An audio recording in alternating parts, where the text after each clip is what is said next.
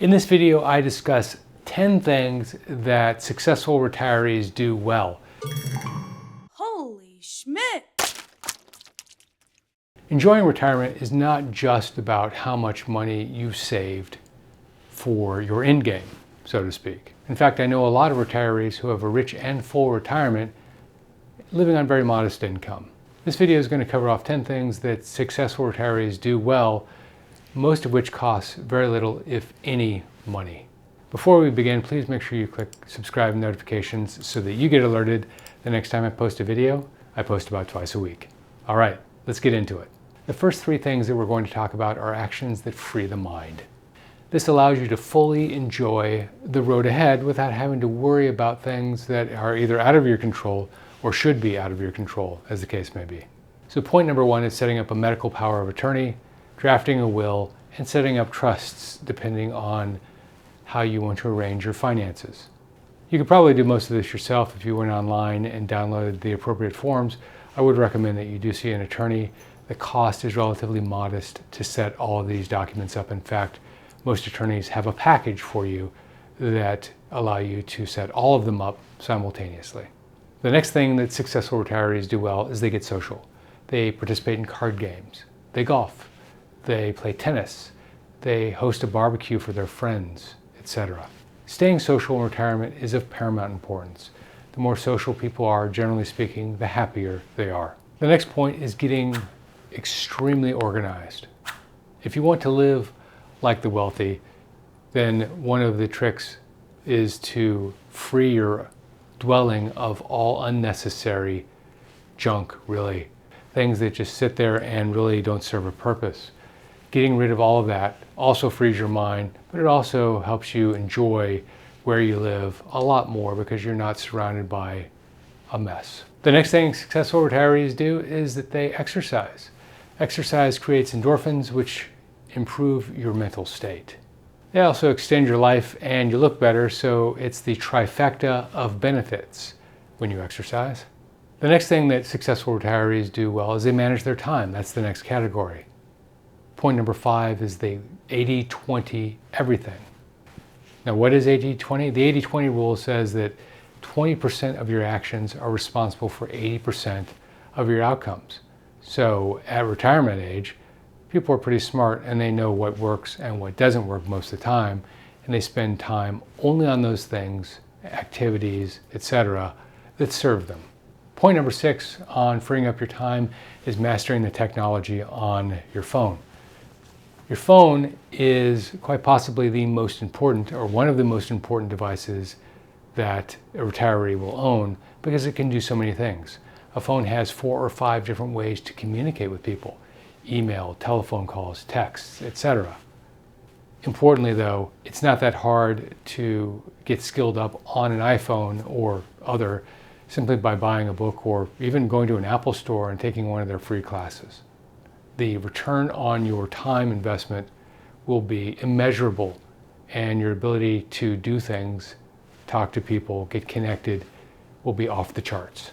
Along the lines of 80-20, successful retirees learn to use the services of professionals wisely. They'll pay an accountant to do their taxes rather than struggle through it themselves. They will hire someone to do their landscaping if they don't like to garden. They'll also hire an attorney if they feel like there are legal matters that need to be dealt with.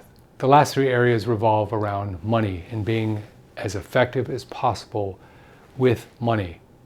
Successful retirees manage their money very, very well. The first thing that a lot of them do is they get 3 quotes for just about anything that costs a significant amount of money. Let me explain.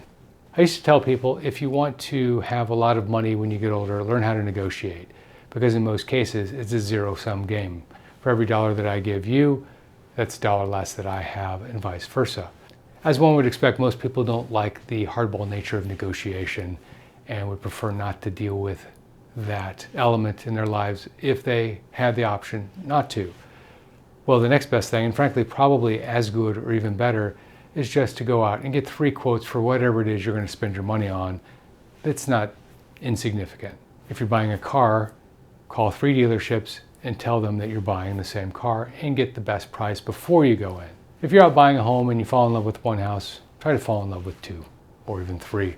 That way, if the price of one doesn't suit what you can pay, well then maybe one of the other two will. But the most important thing is to get 3 different quotes for the same thing. Not 3 quotes from the same vendor for 3 different options, by the way. 3 different quotes for the same thing from 3 different vendors. The next point on effectively using your money is plan way in the future. I always carry with me, or at least have with me, an 18-month calendar. Why is that? Because at any point in time, I may make a decision that I want to do something where I'm going to spend a considerable amount of money. Vacation is a perfect example. If you plan your vacation 12, 15, even 18 months in advance, what you spend on that vacation will be a lot less than if you hop on a plane tomorrow and head off to Europe. If you happen to be in the last 6 months of an 18-month calendar, then just go out and buy a 12-month calendar for the new year. Moleskine provides both, and they're reasonably expensive, to be frank. This is about $22, but it is the best $22 that I've invested in terms of ways to save money. The final point when it comes to expenses is to ask the question, who owns this expense? What do I mean by that? Well, in retirement, and frankly in life, there's always that uncomfortable moment where somebody has to pay for something. And oftentimes it's at the end of the night and somebody has to put out a credit card. So the person who's the most senior person at the table, i.e. mom or dad, in most cases, pulls out the credit card and puts it down. That's probably okay, but it isn't okay in life, especially if you happen to be with other people that should be sharing the expense with you. It's a natural reflex because your entire adult life, you were the one who was paying for everything everywhere. And oftentimes you can see that people kind of expect you to, even though you really shouldn't or shouldn't be obligated to anyway. Pause and don't say anything when somebody around you says, I'm not sure how we're going to pay for all of this. When you hear that, let the uncomfortable silence sink in. In fact, probably the best response when I hear something like that is, perhaps we just shouldn't buy it. And beware of the professional moocher. This is the person who fawns over what you have, talks about it and how wonderful it is, with the hope that you might offer to share in what you have with them. I see this a lot with people that own vacation homes, for example. Someone says, I would love to go to North Carolina to the beaches and spend a week there, but we just can't afford it. They say that right after you mention the fact that you are either going there for 2 weeks or you own a vacation home in North Carolina. If you like this video, please make sure you click subscribe and notifications so that you get alerted the next time I post a video. Retirement is changing fast and I work very hard to get what's out there and here for you. Also, check out this video on what to do if you're over 50 and you have no retirement savings or little retirement savings and you're looking to retire on time. This is Jeff Schmidt. Thanks for watching.